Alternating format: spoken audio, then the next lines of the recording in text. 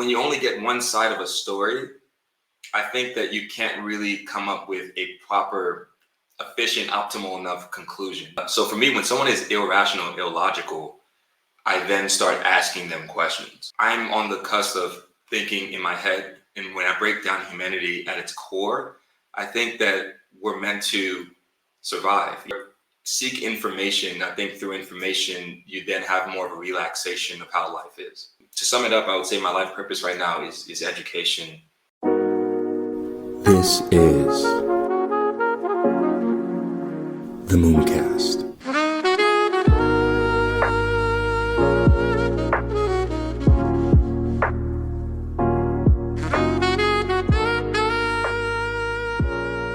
See you, Space Cowboy.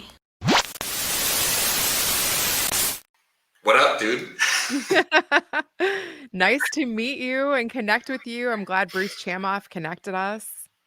Yeah, I'm absolutely, like, to be honest with you, the way that he has that system in place where he's able to, I don't know how he does it, because is he looking at all the business and tech sort of podcasts and linking those together, like in each category? Say if you're, I don't know, a comedic type of podcast, is he linking those verticals all together? I don't know how he does it with the system. Is he watching all the podcasts? How does he know like who's the right candidate to synergize with? It's interesting for me. I think it's more based on he listens to different podcasts and then he might match people up like personality wise. Man, that's a lot of podcasts to listen to, because I'm thinking, I'm like, It sure is. He's got like close to, I think, 1,100 podcasts on the World Podcast Network now. It's pretty impressive. yeah, it is, honestly. Like, how many podcasts do you listen to? On the regular, Yeah. that's a great question. I have my favorites. I would say there's probably, 5 or 6 that I circle back to, but I discover new ones based upon who I'm connecting to. If they have a show, I definitely like to listen to at least a couple of episodes before I connect with people. Yeah. How about you? Yeah, for me, I really like the Joe Rogan podcast. Andrew Huberman is another big one for me too as well. Actually, Joe Rogan is the one that I look to the most, just because of his podcasting style, where the guests don't really need an introduction. He just kind of just goes. Yep. And I kind of like this sort of conversational type of style where it's not so much formatted and it's so formal and it's a little bit, I just kind of like to go, and I think it works best for me because I'm more of a conversationalist. And a funny thing about me that you probably don't know is that I just got back on social media, so I haven't had it for almost a decade. And so I've been able to build up a lot in regards to communication skills. And I know that's something that's missing, especially from the millennial, especially also the Zoomer generation too, Gen Z. It's terrible, people It's true. I'm a mom of 4, so I am seeing that firsthand. I think it's so important to be able to communicate, also to be able to network, to be able to kind of figure out your elevator pitch.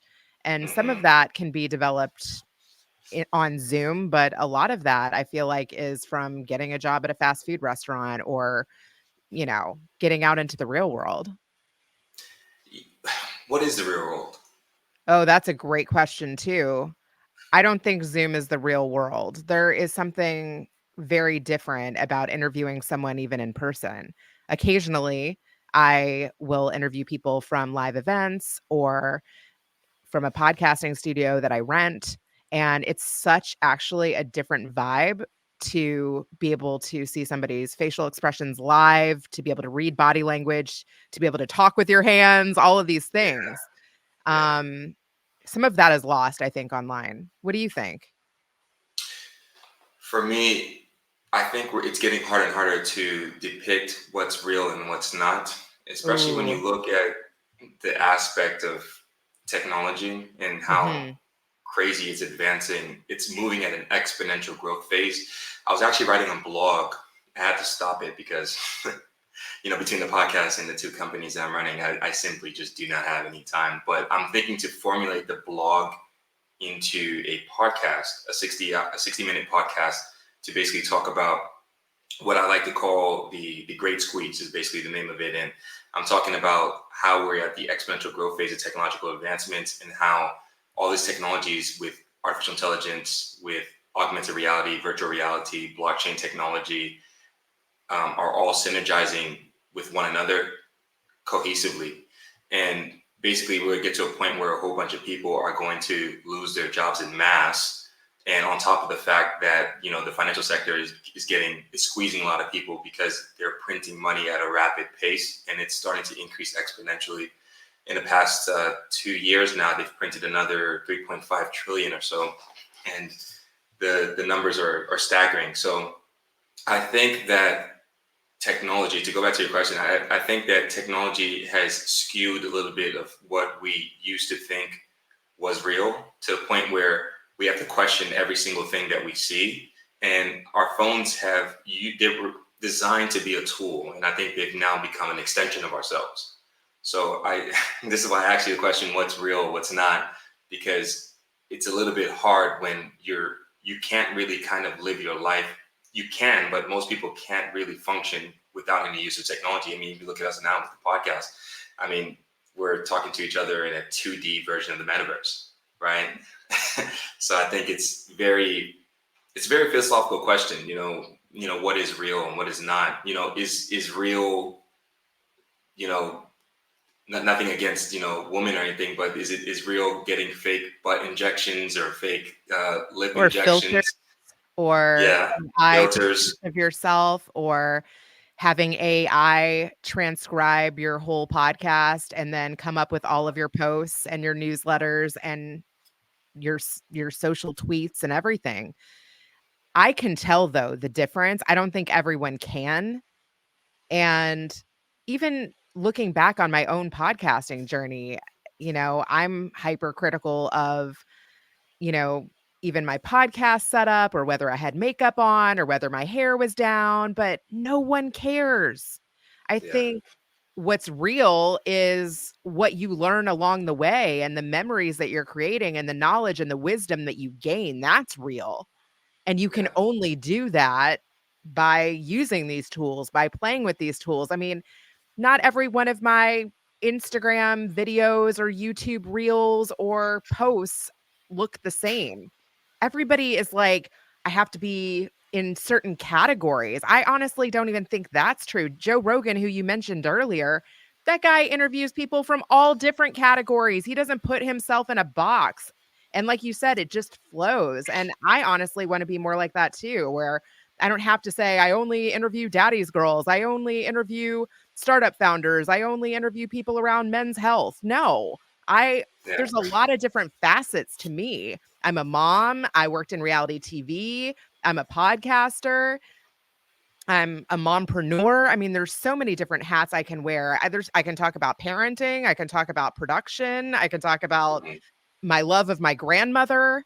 What bonds us together are these experiences that we all have. So, you can talk about being laid off, being fired, missing a grandparent, struggling with postpartum depression. These are real things that connect us all. And honestly, listening to people's stories is healing and transformative to who you are and who you become.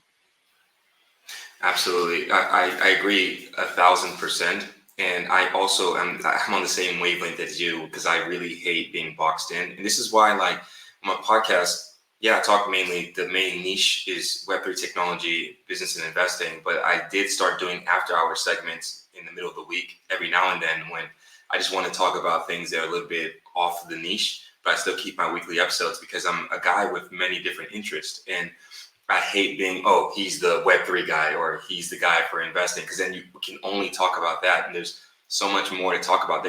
Tomorrow, I'm bringing on a guy to talk about the entire situation with Palestine and in Israel.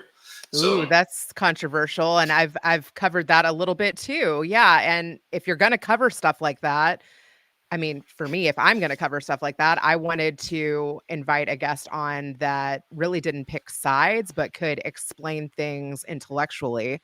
So I actually brought on the chief opinion editor at Newsweek because she's having to put her thoughts on that in print. Yeah, and I like that you do that, because the type of people I bring on, I try to bring on people that are as objective as possible, because that's how I am. Yep. I don't really pick sides. I've made a lot of controversial statements about a lot of different stuff, like nonprofit organizations, but we won't get into that for this particular podcast. But Well, now I you want to know, know. Give me a little. yeah, not a huge fan of what how things were orchestrated, with the Black Lives Matter movement. But we won't get too much into that, for now, for this particular podcast. But yeah, I have a lot to say on that topic. But it's not just targeting them; it's just nonprofits. I know how they work, because I know people that work in nonprofits, and a lot of them, they use it as money laundering vehicles, Hmm. and it just is what it is. It's not just to target, one particular nonprofit, but I know how it works, because I know people that have worked extensively with them. So, but yeah, how long have you been podcasting? I've had my own show for almost 4 years, but prior to that, I co hosted another show and I've worked for podcasters. And I also worked in radio for a couple years in college. And then last year for like a 9 month stint. Why'd you start? What I start a podcast? Yeah, Well, when I co-hosted the show, I was at first casting guests, which I love because I kind of have a background in casting for reality TV. And so that kind of like ignited something in me where I was like, oh, wow, if you have a platform, you can literally reach almost anyone. And then I yeah, started co-hosting the show because they wanted like a female perspective. It was called Next Level People. And it originally started with two recruiter guys that were talking about the recruiting industry. But then again, they didn't want to put themselves in a box and they wanted to cover other topics. And so I started bringing them some other topics. And that went on for like, I think I was on the show for like 20 episodes or something. And then it just, crashed and burned like a lot of podcasts do. But I was like, oh, wow. hmm, And then I worked for a top podcaster and I booked her huge guests, Kathy Heller, host of Don't Keep Your Day Job. yeah, I booked her like Barbara Corcoran and Howard Schultz and Derek Sivers and very hard to reach people, but she had already kind of established an audience. And like once you do that, you're really able to get anyone. And yeah, so I was like, man, if I can get a hold of those people for other people, I want to do that for me. Like there's so many people that I've kept in touch with, even celebrities from my past that I feel like would be fun to catch up with. So it originally started like that, but then at the same time, like literally my dad and I talk on the phone like every day. He is my go-to guy for all life advice. And I was like, he's giving me good advice like on my entrepreneurial journey, and he's invested my whole life. I've watched him play the stock market and talk to his parents about that and run a manufacturing company for 40 plus years, hire thousands and you know keep relationships for years. I just felt like he was a solid guy, and I was like, I want to share yeah. his wisdom with the world and then gain some wisdom from other people along the way, and that's kind of what it turned into. Yeah, it's an amazing dynamic, especially when you're able to do it with someone that's in your family. I think it's awesome. And for you, how did your entrepreneurship journey start? Because I know you did some Jerry Springer. Like, I think I saw some stuff with Jerry Springer. Yes, that's where it all began. Like I said, I worked for a radio station on campus at Purdue. I used to read the news and the Yeah, weather, and I wanted to work in radio. So I went to the alumni office and I got an interview at WGN in Chicago. I was so excited about that, but then they didn't have an opening or I didn't get it right away. And while I was up there on that interview, I saw a flyer that Jerry Springer was looking for interns right across the way, like in the same courtyard. So I walked across to NBC Tower. This was like pre 9/11, where security is not so tight. Got through yeah. security and ended up starting there 2 weeks later. And it was honestly a training ground for everything that I've done. Wow, that's amazing. So with Jerry Springer, because when I think Jerry Springer, I just think of like the Jerry. Oh, yeah. Yes. It was a movement. Well, is the show still going on? No, actually, he passed Okay, okay. away about, yeah, this past year. It was Oh, really really? crazy too, because I got to interview him like a year before he passed. And that was one of like the highlights of my life, honestly, I think. Just getting that kind of closure and one-on-one time with him and, like, getting to thank him for starting my career and just all of these unanswered questions, like, how much did he really know about what we went through to get that show on was, like, Yeah. something I always wanted to know. And then too, just, like, him validating my idea of, like, interviewing wild and crazy guests or just everyday people, sharing the stories with my dad, and then my dad doing the final thought instead of Jerry. And he got Yeah. it. Like, he got the concept and he was like, "Nobody can replace the relationship between you and your dad. That is so non-repeatable." So he was Yeah. like, "That is genius." And plus, you know, I used to sing and I like totally had stage fright. I could record in the booth and I could sing in the shower and I took singing lessons for like 4 years, but like I got asked to sing the Star Spangled Banner once in college and I Wow. did it, but like literally my sister was up there like, she's 7 years younger than me. I was holding her hand, I feel like my dad's holding my hand through the whole podcasting thing. Like if you have a Mhm. family member that like affirms you and believes in you and like sees you as gold, then you perform like that. Yeah.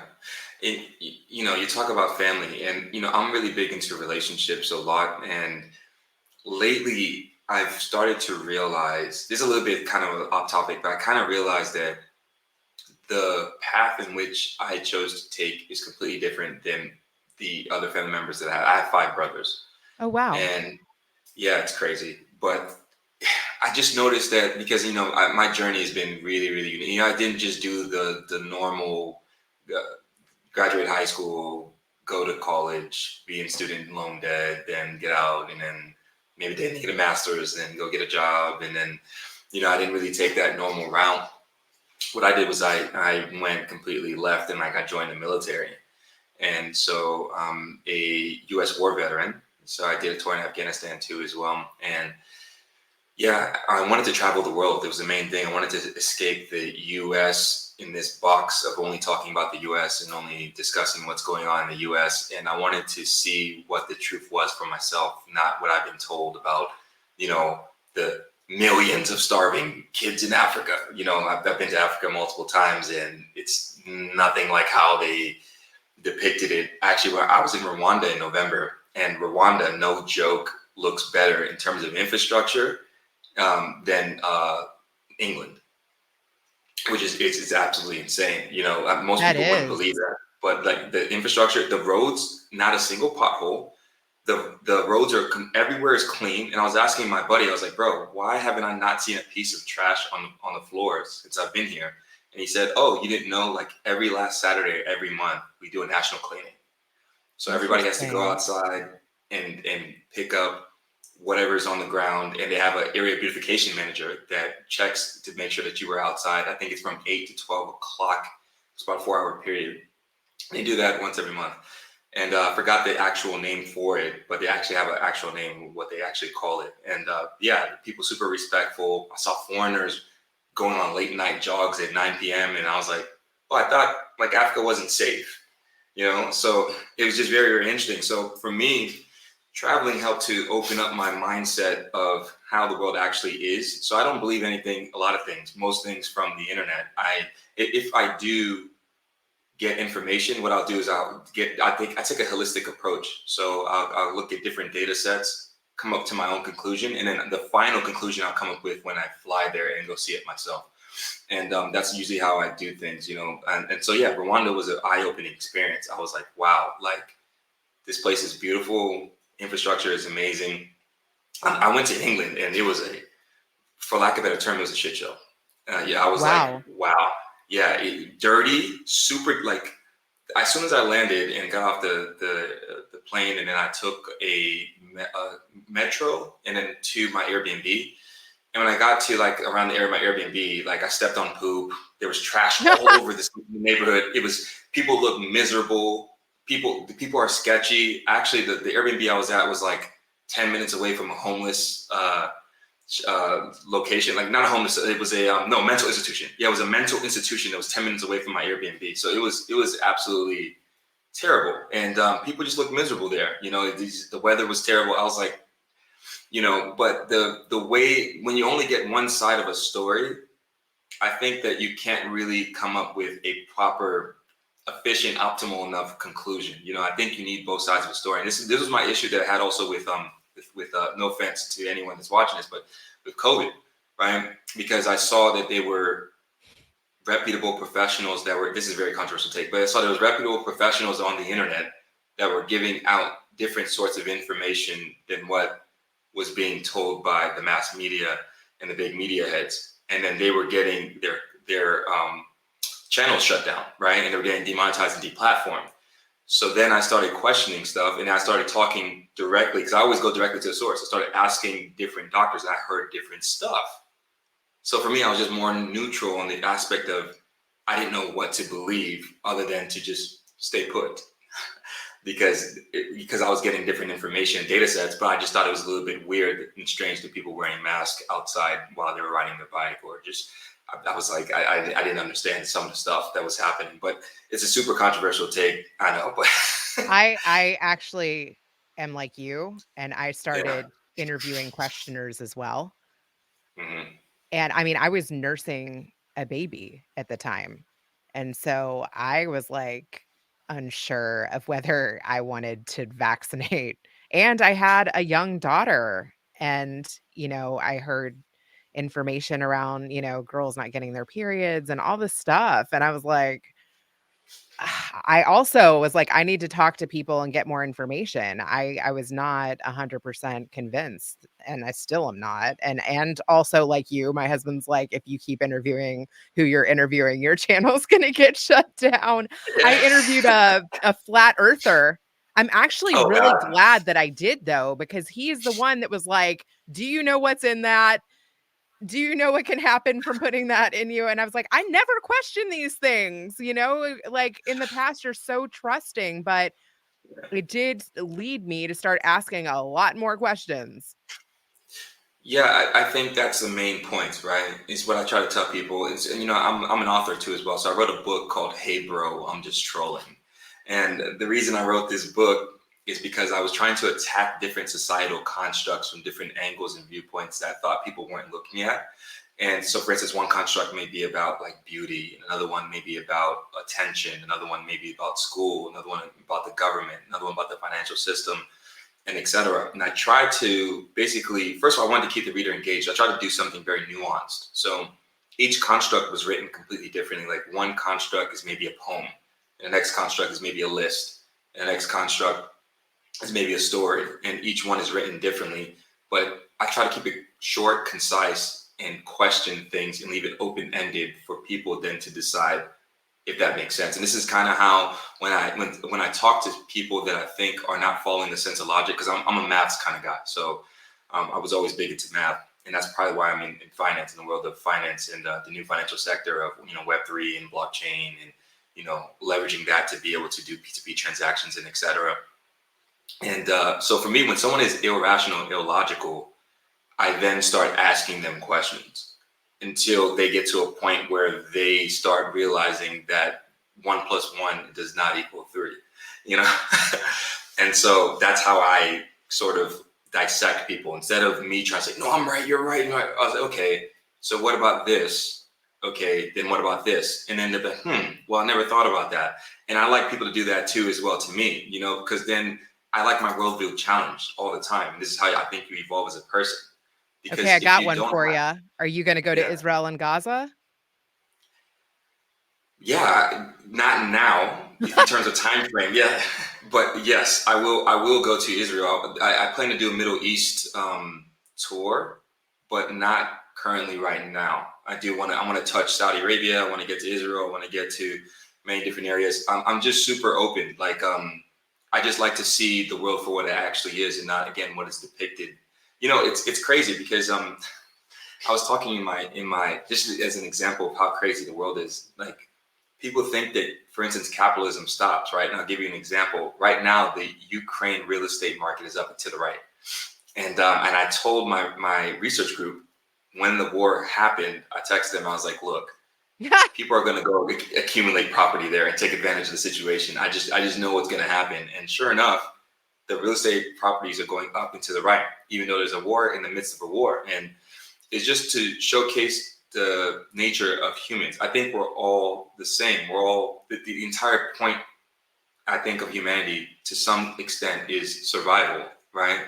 Yep. And I think we'll do whatever it takes to survive. And for instance, I was talking to someone within my research group. So I have a research team of about 40 members, and we basically research data sets on the market, do market analysis and et cetera, to help each other be able to have eyeballs and in-transit visibility of the market 24/7. And so I was talking to somebody about what was right and what's wrong and what that means exactly. Because I'll give you an example. You and me would probably both agree that killing somebody is wrong, right? Okay, so but Yeah. what if a intruder comes into your home and now you have to choose between they kill you and your kids or you kill them? What then do you choose?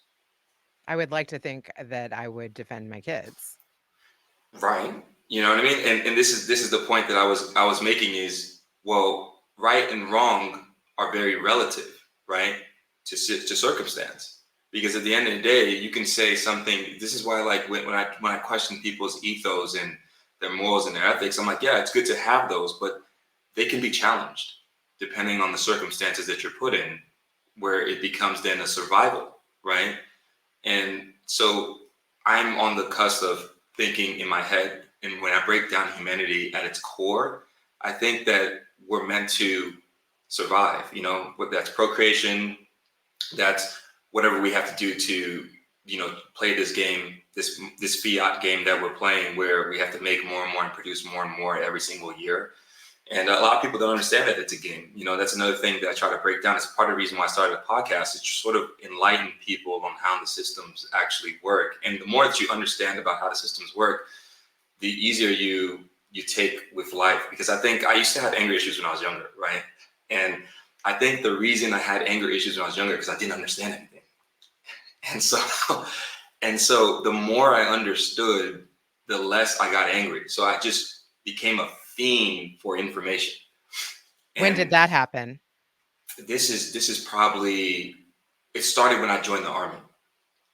That journey started when I joined the Army. I used to have anger issues in the beginning. In the Army, I would get into trouble a lot, do a lot of push-ups.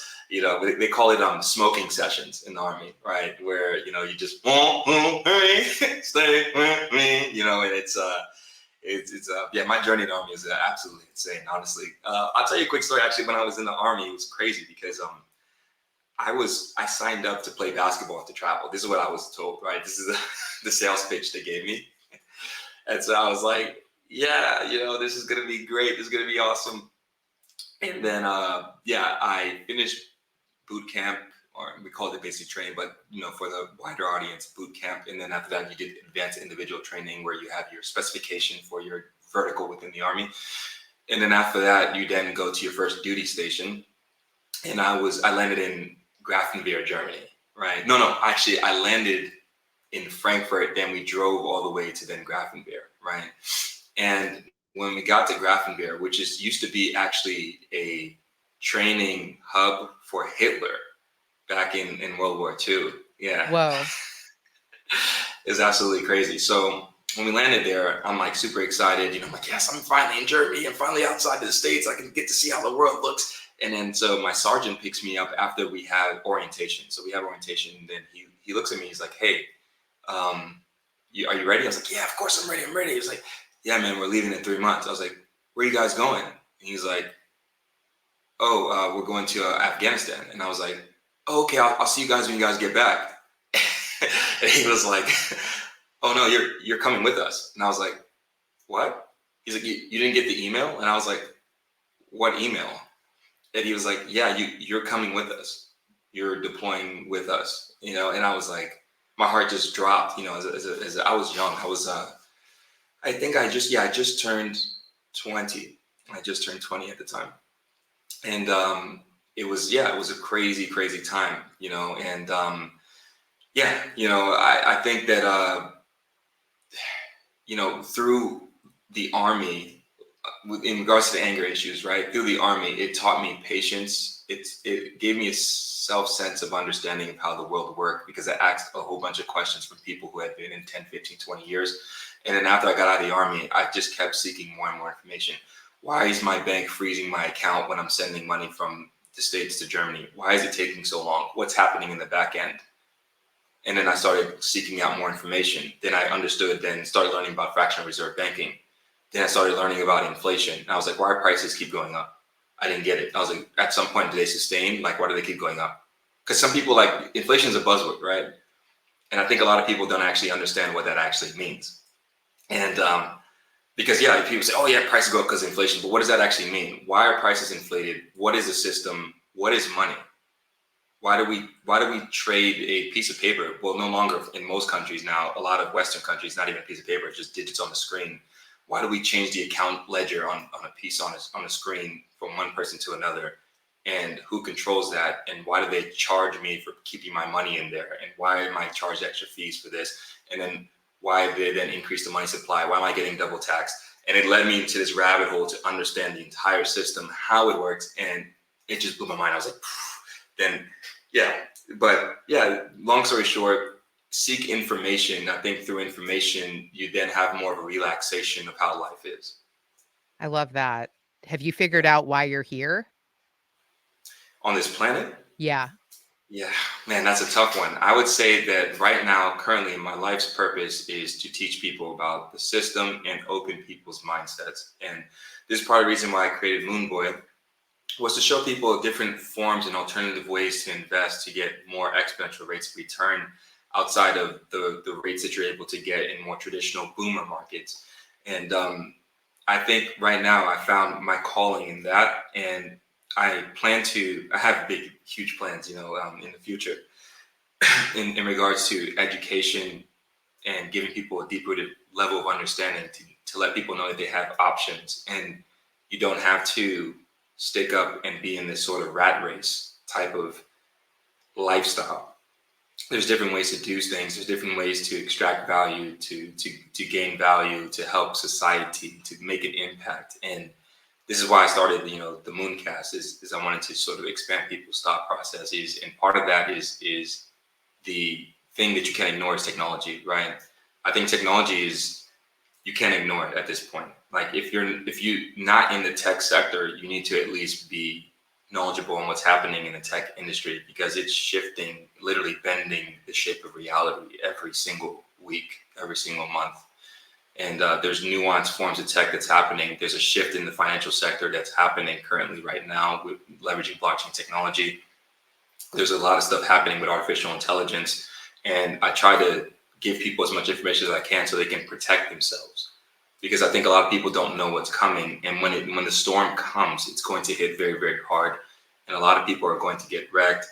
Then I try to tell people about how the system works in regards to the money printing, why money gets printed, why it's important and imperative that you hold assets so you can take advantage of when the money gets printed and your asset appreciates, with that money printing, so you don't feel so much the grunt of the inflation that's happening, and it's going to continue to happen until the middle class gets squeezed. And so to sum it up, I would say my life purpose right now is education, and and for me, it's been an amazing journey. So yeah. Thank you for your service too. That's amazing. I've Yeah. actually I've interviewed people that have gone to Afghanistan, that have gone to Guantanamo. I actually recently interviewed a refugee from Rwanda. I have not Oh, released that wow. episode yet, but I feel like I should introduce you. Oh, I'm looking forward to that one. I followed you too as well, so I'm looking forward Yay. to. Yeah, Yeah, yeah. I she listened to your had latest episode. a different experience in Rwanda than you're talking about for sure. Yeah, definitely. I'm looking forward to that one. But again, my experience was only in Kigali, so I don't know where he was at in Rwanda. I'm So not 100%. It's actually a woman. And you know what else is crazy? Like she left her family behind and was reunited with them. But I just can't imagine like leaving, first of all, my children behind, but leaving because I needed to survive yeah, and people but dropping all around you. I mean, that's crazy. yeah, it's absolutely insane. You'll be surprised what people will do to get Yeah. to what they need. It's absolutely insane. I was going to ask you about, because you have kids, and how old are your kids? It's interesting when you were talking about the anger issues, I definitely think that I Yeah. also have struggled with that at times, and I have an almost 16-year-old who is a lot like me, and so what's interesting is that when this kid puts his mind to something though, his drive is unreal, and so he decided he had not played basketball since he was, like, a much younger kid, but we moved to a new state, and he felt like even if he got on, like, the JV team or the bench, it would be a good way to make friends, and he was super into working out. He kinda, like, had this whole glow up where he was, like, a chubby kid and then got in, like, crazy shape, and Hmm. he worked out so freaking hard. I'm talking about, like, almost 7 days a week all summer long, and he made the Yeah. varsity team. It is, like, unfreaking believable. His 10th grade year. I mean, that is I was even telling him, I was like, "Do you know what I'm proud of you for?" Yesterday, I said this to him. I was like, "Your drive is crazy. I know I do a lot of yelling at you, but, like, the fact that you made that basketball team." I was like, "The fact that you made that basketball team was I'm still blown away by it." And he was like, "Next year, we're gonna go to state." He was like, "Next year," because like one of his best friends is gonna be a senior next year. And he was like, "I want to get Leroy to state," you know? And I was like, "That's so cool that he like wants that for his friend, you know?" And Yeah. but also he was thinking about joining the service. I mean, my husband was a Marine reservist and, you know, his grandfather also served and he thought it would teach him discipline and he's so disciplined in the gym. I mean, I'm telling you, like he's like I'm going to lift that entire stack of weights and he'll do it, you know? Hey bro, I'm just trolling is something that will not just challenge your perspective, but also touch your heart and soul. It's a book that defies convention, blending art and literature into a thought-provoking masterpiece. A reflective piece of provocative art that tackles societal constructs from angles you've never considered. Hey bro, I'm just trolling delves into the very essence of our existence. It questions the technology that surrounds us, challenges our notions of beauty, stares unflinchingly into the eyes of death, and questions the boundaries of freedom. It scrutinized the educational system that molds our very future. This book is a journey, an exploration of shared human experience, and it's a work of art that refuses to be confined by tradition. It's a canvas painted with words, a melody of thought, and a testament to the power of creativity in a world dominated by algorithms and data. Visit moonboycapitalventures.com and get your hands on Hey Bro, I'm Just Trolling today. It's not just a book, it's a movement. Now let's jump back into the show. That's awesome. No, Yeah. it's great. He kind of reminds me of myself because I actually had a similar story too as well when I was younger. So I tried to make the varsity basketball team when I was 15, and I failed, and everyone was like laughing at me, and you're not going to make the team, and it was very competitive. Like I was in Georgia, in Atlanta, in Gwinnett County, and yeah, we were 5A. Now it's 6A. So at the time it was 5A. So it's at the top tier. We had guys in Whoa. ESPN top 100. Oh my In God. that. Yeah. I was playing against guys that actually ended up going and making it to the NBA. So yeah, it was really competitive. So I was like, I'm gonna make the team the next year. Just watch. And I was doing 2-a-days. I was running up hills. I was lifting weights. I was just in the rain for like 3-4 hours working on my left hand. My mom like, come inside. And I'm like, no. I'm just left hand, left hand, left hand, left hand, and I'm just super aggressive going at it. I'm like, I'm going to make this damn team. And I remember tryouts came. We're going to the tryouts, and there's this really, really important part. It's like one of the last phases of the tryouts where you get paired with someone else and you have to play them one-on-one, but you're not playing them one-on-one in the half-court setting. You're basically there. It's a full court. I don't know if you understand a little bit of the elements of basketball, A but little bit. Yeah. I I've was, turned into a yeah. basketball mom. Hey, it's better than a soccer mom. I'll tell you that much. Yeah. Yeah. True. I got the minivan So now too. I'm like, how did this happen? How is this my life? it happens, man. It happens. It's funny because I'm sure, like when you were younger, you're like, I will never be one of those moms, and then you end up Oh turning my into. God. I yelled at my parents. I'm never going to have kids. You're never going to be a grandparent. Yeah. Yeah. So the setting is because at the tryouts, a lot of people go to watch the tryouts. There's scouts there. There's a lot of people from our school. So there's people at the top of the gym that are watching, because there's like this area where you can just stand at the top of the gym, where you can stand at the rails and look down. So I want to say there's probably a total of about 300-400 people there to watch these tryouts. That's how electrifying it was, right? And I'm paired up against one of the top players in the state. His name is Herdy Lawrence, right? And so basically the drill is I'm defending against Herdy. Herdy has the basketball, and his goal is to get from one side of the court to the other side of the court and score, right? And I have to defend him. Meanwhile, my shoes had holes in them, because we were very, very poor, when we was in Atlanta. And so my shoes have holes in them. They're basically talking. People are laughing at me. They're like, what kind of shoes does this guy have on? Herdy's got on I think it was the new LeBrons. Yeah, he had the new LeBrons on. And so I'm just like, man, I just didn't care about anything. I had crappy shoes on, and the shoes basically, they didn't really have grip, right? So I was like a little bit sliding. So Herdy, I just see him like smirk, and the coach blows the whistle. And as soon as he blows the whistle, Herdy doesn't move. He crosses me up, like my ankle almost breaks, and everybody's like, ooh. And I'm like, he's not going to score. So I start sprinting to chase him, and I see him look back. He just does his little look back, and he smirks like, and he starts dribbling, and he's like, I'm going to make this easy layup and then get this guy up out of here. And so I literally like surge, like I'm Usain Bolt, chase after him. And I jumped so high. I didn't even know I jumped that high. But everybody was like, bro, you jumped so high. So I jumped literally all the way, almost touching the top of the backboard. And I block his shot from behind. And the ball bounces because he's trying to make the layup, the ball bounces from the backboard all the way to the half court. Oh my God. Yeah, it was crazy. And everybody's just silent. And then like 2 or 3 seconds later, I just hear like,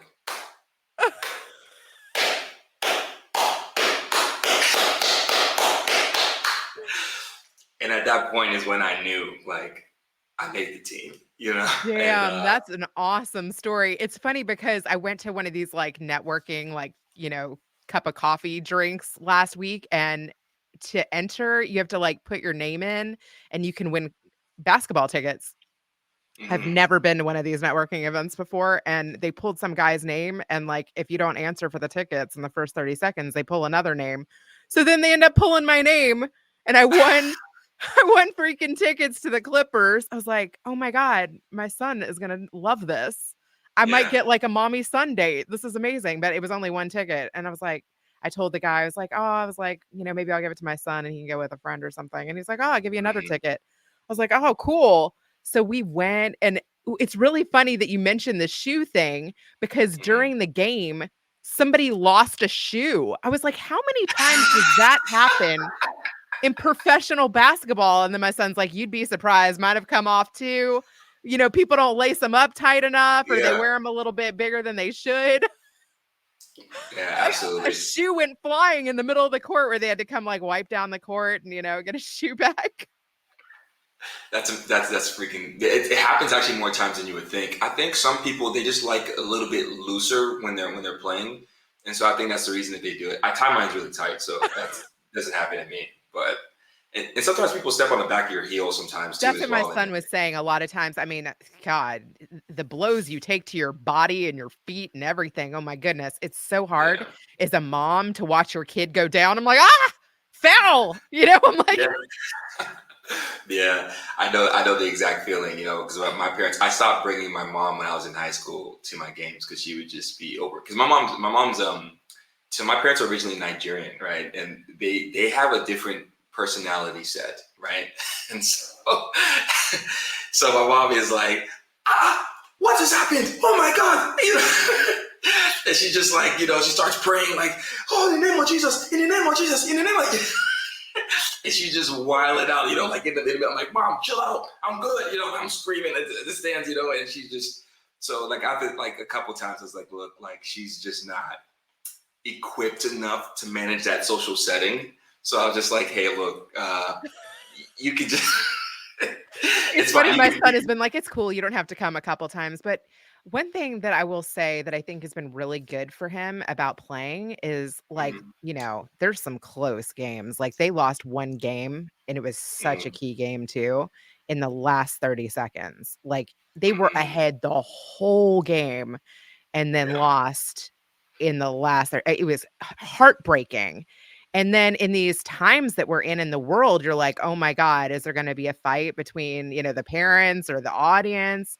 But mhm, seeing, the other team even feel bad for my son's team and everybody, like, legitimately saying, "Good game," and yeah, hitting 5. It's not always like that, but when it is, that is such a teachable moment.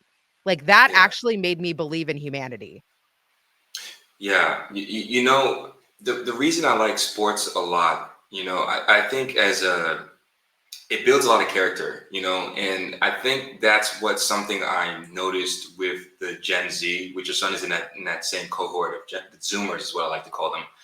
And I think a lot of them are missing character, and also a lot of them are growing up in the what I like to call the fatherless generation. Unfortunately, there's a lot. This is the highest in terms of the amount of divorces that have been initiated in society, right? Currently, right now, in 2024, where we're at, and a lot of people are being raised in broken homes, so they don't have a really good father figure to look up to, and so they're kind of having to learn on their own or through the internet. And depending on who your leader is that you look to on the internet, it would then dictate your characteristics and personality traits as you get older. Because that's why I wanted to ask you about the exposure to online and how you navigate that as a parent for your kids currently right now in 2024. It is very hard. One thing that I think is super healthy, and we started this even before the pandemic, was we keep the Sabbath. So every Friday night, we shut our phones off. We shut off all electronics. We have Friday night dinner together. And it's funny because I didn't grow up doing that.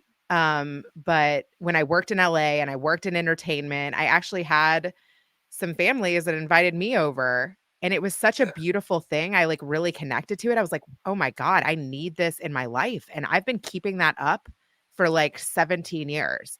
And honestly, now sometimes if I don't have, like, something pressing for work or a client, I keep my phone off from Friday night to Sunday. I need that extended Wow. period of, like, completely tuning out because I am a social media holic and I do it for clients and I do it for me. And so I am Yeah. on it all the time during the week. And my kids need it and I need it. And I just want to be with my family. I want to focus on my home. I want to really listen. I want to be present. I want to know about their weeks. I want to know what's going on with their friends. And I think it's a great reset. The great Yeah. reset, but it is when you disconnect from all the busyness and you pause and you reflect and you're bored and you get into nature and you go to parks and you're just present. I Yeah. think that try it. It Do will you, do you change your think life.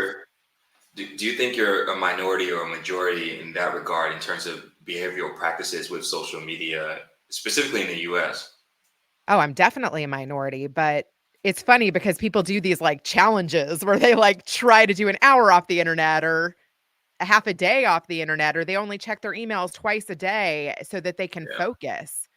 yeah, Try literally going on a family excursion and leaving your phone behind. I know this sounds like, okay, I've heard this before, but I am serious. We are yeah. It's so addicted. My kids literally wake up for school, and if they can get in, like, if they can Jones for the phone for 20 minutes before we walk out the door, I'm like, dude, why are you on the phone? Are you literally starting your day like that? And he's like, I'm ready for school. I'm like, yeah.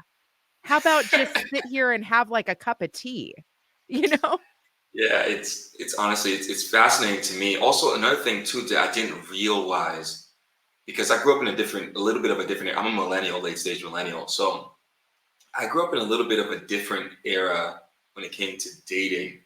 So for me, when I was like 17, 18, smartphones were a thing, but they weren't like as used like how because that was at the time right before the snowball effect of where everyone was like, huh, instead of having these websites, let's make these apps and then put all the apps on the phone and then have everybody look at the phone and then, extract data from them and sell it to marketing companies and et cetera, but that was like right before that shift was happening. So that was like the last really good era. I feel like, I think the best era to date. Nowadays, what I've noticed is when I talk to my 18-year-old brother now, he tells me like, dude, people use Tinder like at 18. And I was like, oh my God, That like seems that's so, dangerous. yeah, I'm like, whoa, like people use Tinder at a young age. People are using these dating apps at a young age. People usually DM girls or guys or whatever on Instagram, and for me, I'm not used to sort of that thought process. I always talk to women in real life. And I think that's something that I noticed as I was going through my journey of I was anti-social media for a long time. Oh, And wow. yeah, a lot of women thought it was a red flag, actually. It was crazy. They were like, Interesting. yeah, they were like, wait, you don't have Instagram? And I was like, no, you don't have a Snapchat or any, how do I reach you? My phone, like we can just text and meet up and yeah. And they're like, you're a red flag. And I'm like, wait, why? I Why actually is it? think the opposite. Like, it's funny because me and my husband actually met on a dating site, but it was like at the Mhm. beginning of that, but we quickly took it offline. And I think the longer that you like create this false reality of who someone is, you're like talking to somebody online for months and messaging them way too much. I'm like, you need to get that right out of the way. Like, you just use that as a tool and then meet in real life and see who this person is. Yeah, and this is again where I told you that fine line between tool and extension of yourself or oneself, and this thing is becoming a little bit more merging and synergizing with one another. And if you look at, you saw the Apple Vision Pro that just came out recently, and if you could see the landscape of where things are going, if you look also at, for instance, that's another thing too that I noticed, right? When I used to come back home, because actually I don't live in the U.S. Currently now I'm in Bulgaria, but I travel around all the time. That's so And cool.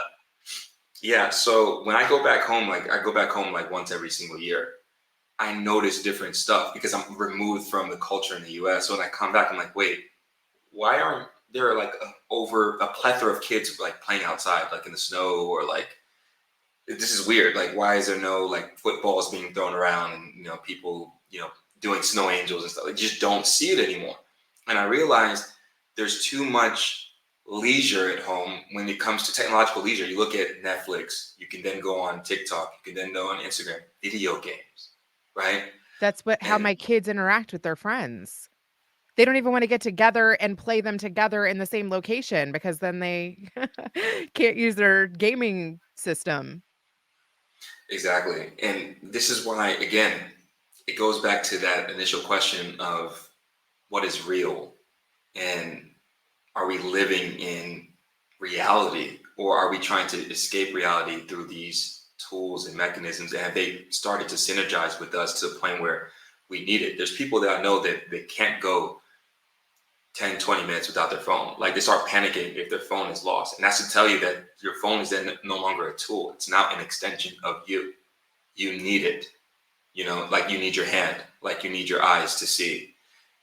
And this is where, again, why I brought metaverse experts on my podcast, and we were talking about this, about how are things going to transition and how are things going to look like. Are people going to be more so living in this metaverse than living in real life in 5, 10, 15 years? And will that be powered through blockchain technology in conjunction with artificial intelligence? And I think that could be a very realistic society that we could look to see. And it will start, I think, at more of an infancy stage and then build up, And another thing too, I talked to an AI expert, and he was saying that he would date a robot. And That's great. That's a great title. yeah, yeah. He said straight up, he was like, look, robots, you can basically set the terms of what you need from the robot, and it'll do exactly what you need. And I was very curious. So I asked, how does that work in terms of like, fornication and things of this nature?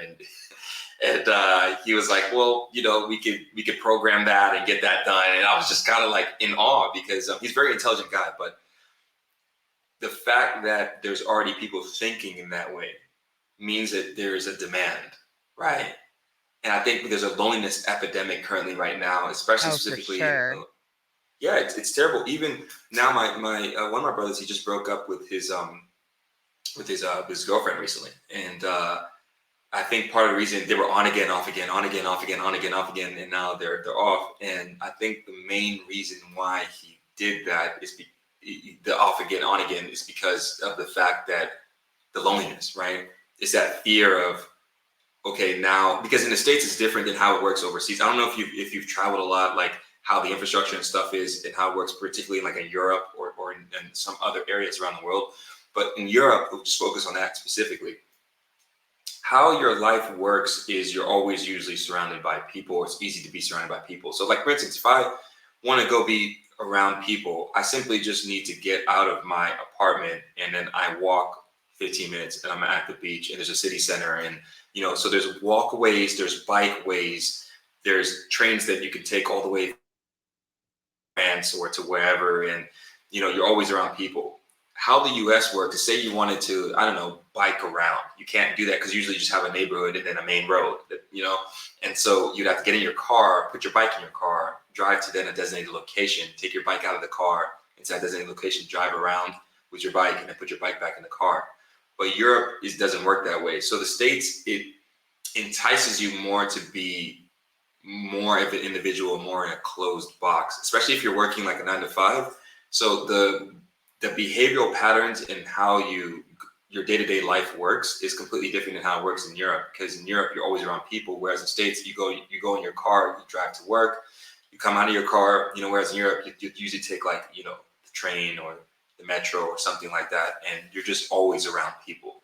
So it makes it seem and appear that you're less lonely. And also the States is more enticing when it comes to those leisure activities such as Netflix and, video games and Amazon Prime, and you just have an overabundance of options to not leave your home. Now you have Uber Eats, so you can get your groceries ordered directly to your house. So everything you can get, you don't have to go to the mall to go. You can literally just Amazon it, So I think that's part of the reason why I think the loneliness epidemic is happening, and I think people are living vicariously through other people that they're looking at online.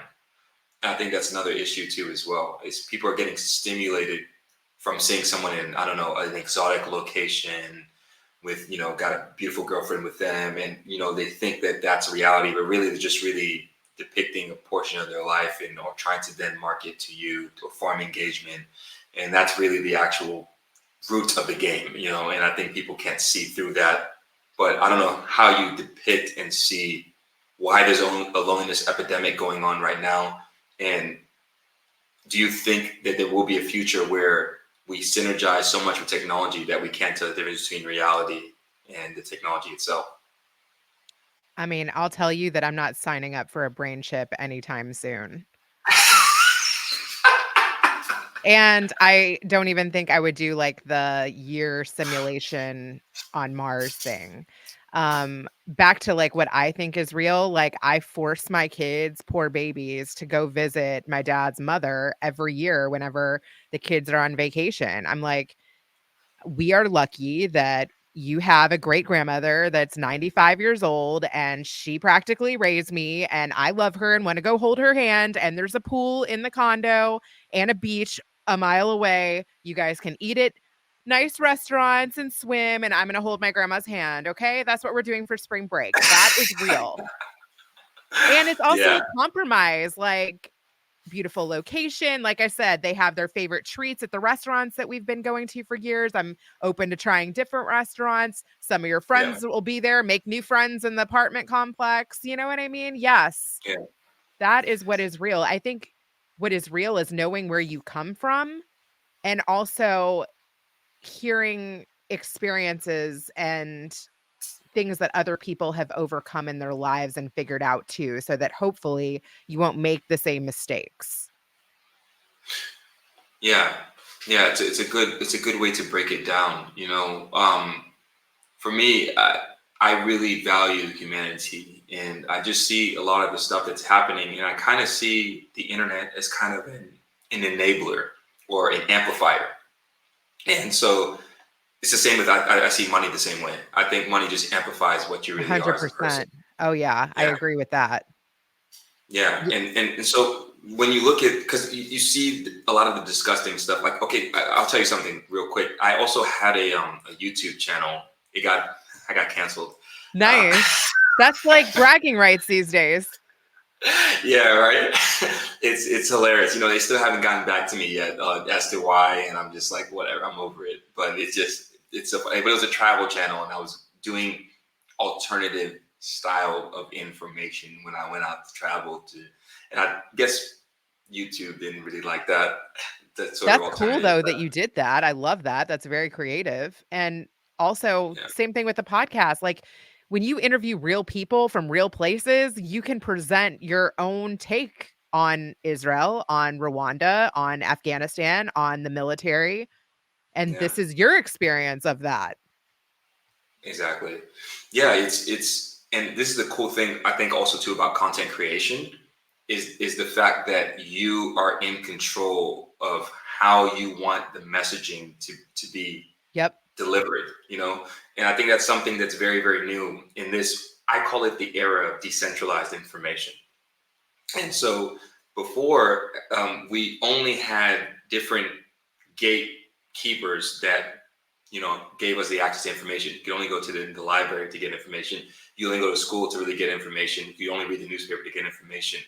And because of Web 2 and the emergence of social media and the ability to have a platform where everyone could share their own perspectives and information on stuff, and then you then have on experts, and you'd be able to vet them, like, oh, this guy used to work at Stanford, this guy used to be a Harvard professor at so and so, and he's now has a YouTube channel, and that's why I value content so much. And actually, it's funny because I was talking to somebody and he was, oh, you learned that from YouTube. And I was like, dude, I've learned so much stuff from you. I've learned more from YouTube than I have in any traditional school. And 100% on my kids too. I'm like, okay, you don't understand that geometry. Get on Khan Academy right now. yeah, exactly. And people think that it's still a joke. And actually, I had an interesting take. I said in an earlier podcast before that I actually think YouTube is eventually just going to branch out into a university or have partners that are basically industry experts in the particular vertical in which they deliver videos and value to people for. And they're going to maybe like blue check them and be like, okay, this guy is an expert for finance. This guy's an expert for engineering. This guy's an expert for construction. This guy's an expert for architecture. This guy's an expert for X, Y, and Z. And they're going to start partnering with thought leaders within YouTube and make their own university. I think it would make a lot of sense, because the traditional style of education is quite slow, and it takes a lot of time to update the curriculum, and that's part of the issue. So by the time you update the curriculum, stuff has already passed by. Industry has already come up with a whole bunch of new discoveries, and you miss out on different avenues and different ways and different ideas of doing things. So you don't really have a foothold on the industry, and I think that's part of the issue. LinkedIn's tried that too with like LinkedIn Learning. It's funny because my husband recently tried to like take a class on there. He's like, can you please just like cut the fluff and like get to what you said this class was going to be? But yeah, like on YouTube, you can literally type in, how do you upload a StreamYard and turn it into a podcast? You can type in anything. Yeah, exactly. But it's just people that still don't believe that it's a reputable form of education. They think if it's not a guy that's wearing a suit. It's funny because when I was in university is when I knew, I don't want to call university scam. That's just going too far. There's actually right. I mean, there are benefits, and I think the biggest benefit, honestly, is the network. And also just like learning how to study, learning how to approach a professor, learning how to network. You got to do all that stuff.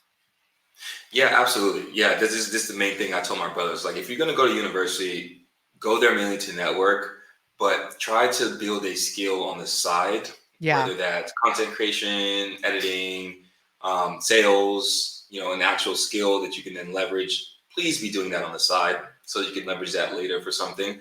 And Totally. one of them took my advice. The other one's still playing video games. So, yeah.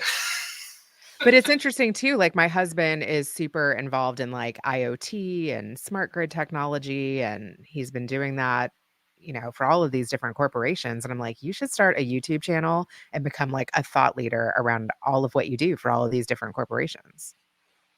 Yeah, it makes absolute sense to do that, especially because when you look at the landscape of content, there's currently right now an estimated 5 billion people who have access to internet.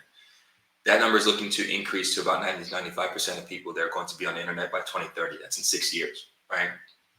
And so the pie continues to increase over the course of time. So the sooner that you're putting out content, the more you have compounded your authority over that 5, 6, 7 year time span. So who are people going to trust when they're then seeking that information?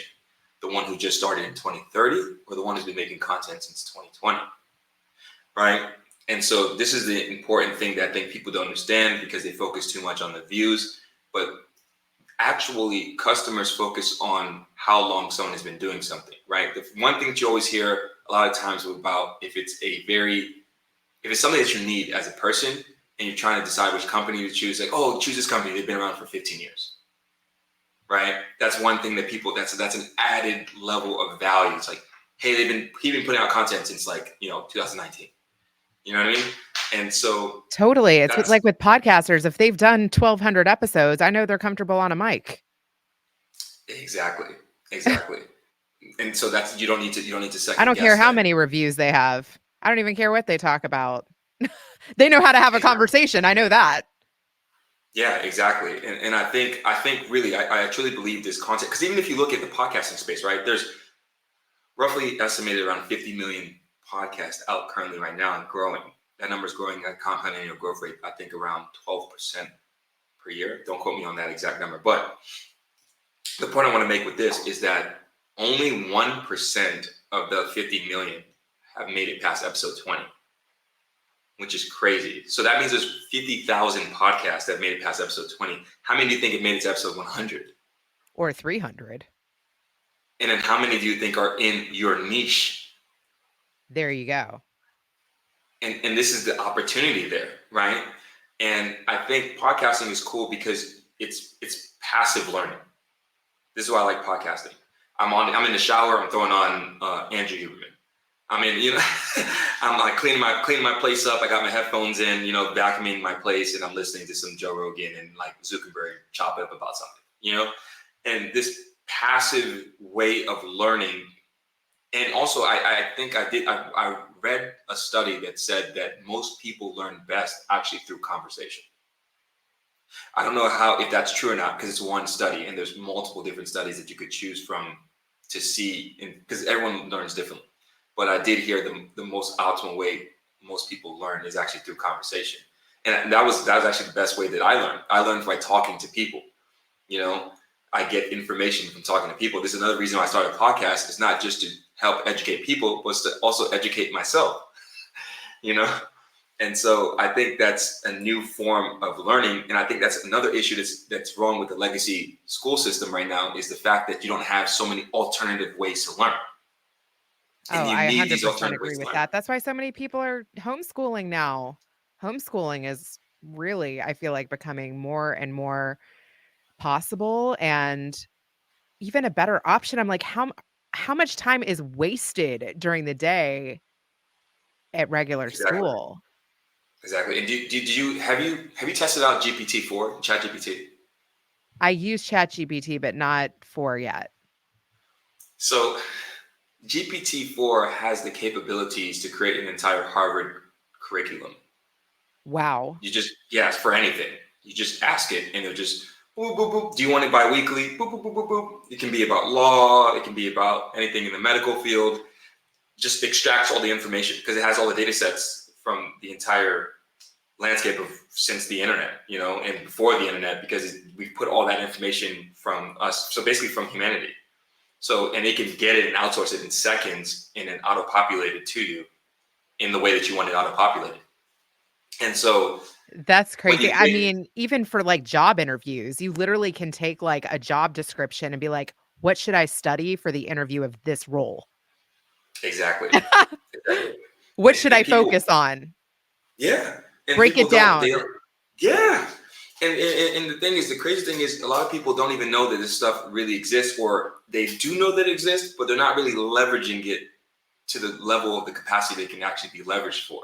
And I think once people Totally. start to realize how these tools work, they're going to just start using. Like even now, I'm like, I don't want to, I'll just say I know a person that I told about because I don't want to snitch, but I told a person about ChatGPT, and now that person is using it to write their essays and complete assignments and Totally. etc. That's why there even needs to be technology that can bust you for doing that, and teachers are getting more hip to that, but Yeah. I think you can use it for an idea. So, like, one way I use it is, like, I'll come up with a social post, I'll just, free flow, and then I'll copy and paste that free flow into ChatGPT, and I'll say, "Rephrase this," and then I'll rephrase parts of it where it sounds a little bit better. Or I know a kid that was just on my show, Devin Woolwin, I'll give him a shout out. This kid wrote an Hmm. entire book. He fed the thing into ChatGPT and was like, "What should my next book be about?" Hmm. And it was Yeah. funny because he already had ideas for his next book, but it gave him even better ideas. So I think, again, use it like a tool, not a plagiarism tool, but just to make what you're doing a little bit better. Even when my kids have Yes. like vocabulary assignments, they've got a list of words. You have to define the word and then write a sentence. I might say, hey, write me 10 sentences with this word, but that gives you ideas for what sentences you should use, not steal those sentences. Yeah, you're absolutely right. But the reason I was alluding to the plagiarism aspect of how people are using the tool is because of the fact that it's kind of wild, wild west, right? Oh, yeah. And so because of that, we're going to get to a point where people are going to be able to generate content that maybe is what you consider brilliant, and you won't know if they actually generated themselves. And they're also then going to maybe try to push narratives. And also, if you look at what I think it was Sora, this new sort of tech that you can prompt the GPT, and then it will then generate whatever media or whatever visual that you need, right? And so through these visuals, it can just say prompt. Let's say it prompts something like sort of like a have Joe Biden and Donald Trump meet each other and shake hands and talk about how they don't care about being Republican or Democrat or something like that, and it could then generate that sort of thing, and then you could then post that on the internet, and you could be anonymous and be doing that. You could have fake ghost accounts and be doing that. So this is where it gets a little bit dangerous, where there could be some political entities that are outside of the U.S. that Mhm. could maybe try to influence or sway sort of elections. I'm not trying to say that Yeah, so, that's like, going to it could be happen. used for propaganda. I get that. I Yeah. like to try to see it, like, more in the good, where it could be super creative, like, you have a favorite actor or musician that you loved, like Elvis, and Yeah. you could, like, literally bring him back and have, like, a conversation with him, or Yeah. you could But do what a if, what duet if with him, you could perform with him, or you know what I okay, mean? so That kinda thing. so this is the thing. So Kobe how does that Bryant, then you work? could, Yeah. interview him. But here's the thing. So how does that then work when it comes to copyrights, Right. licensing? It gets So it's hairy. like, oh wait, you just did a song like with Drake's voice. It's like, well, that's not Drake's voice. That's just me just doing an artificially generated, and he never made a song like this. That's AI So, Drake, yeah. yeah. So then, can you then monetize that? Oh, yeah, Can you that's a not great monetize that? question. And this is where I'm saying it opens up that can of worms, and it Yeah. becomes a new wild, wild west of the internet. And I don't know exactly how that gets regulated. And also, it's very hard to stop because there's open source software already out. So even if you were to shut it down, it wouldn't matter because people would then just be able to get that in the back end by going to GitHub if you had the technical expertise to do so, or you could use a VPN to bypass that. So it's pretty much the wild, wild west, And so for me, I don't People know are what's going still to happen. stealing movies. There's plenty of that going on. People are still It's like, stealing music. Napster was hot for a long time. absolutely, absolutely. I think we got to close it off here, man. We're running a little bit too much, but yeah, because I got a meeting with Stanford, so I'm gonna close it off here. I appreciate your time so much. Where can people find you, your podcast, everything, all your information? I'll leave the show notes too, but where can people find all that information on the internet? Thank you so much for having me. This was an absolute blast. You can find me at bettercalldaddy.com and Reena Friedman Watts on most social, Instagram, LinkedIn, Twitter. Perfect. You'll send me those links so I can then put them in the show notes when the podcast drops too, please. For sure. Yeah. All right. This concludes this episode of the Mooncast, man, and peace.